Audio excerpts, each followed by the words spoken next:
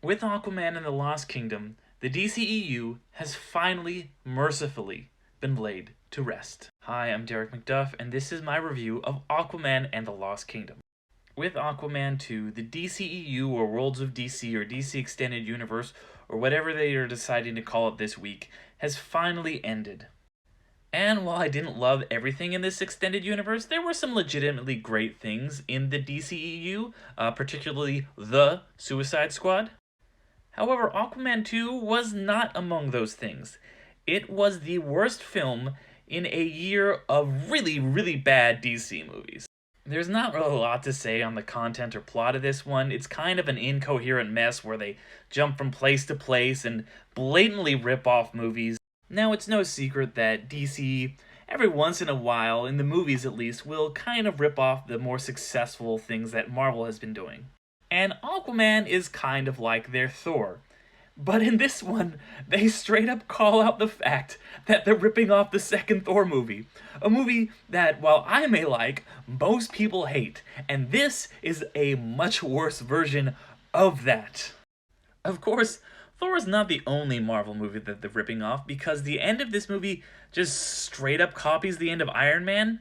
After they solve global warming, it's a mess. They also rip off Lord of the Rings. It's an amalgamation of things that James Wan and Jason Momoa, or one or both of them, thought were cool that they decided to rip off. Now, I'm usually a fan of Jason Momoa, but he was not good in this. I think that his quirky little comedy is good in spurts, but in this, it was just the whole thing.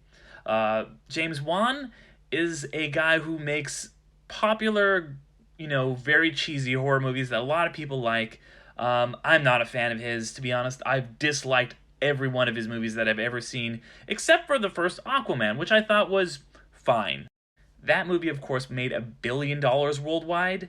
This one is not going to do that. In fact, right now, worldwide, it's about at a third of that, and in the US, it's barely cracked $100 million. And that sounds like a lot of money, but this is also one of the most expensive movies ever made.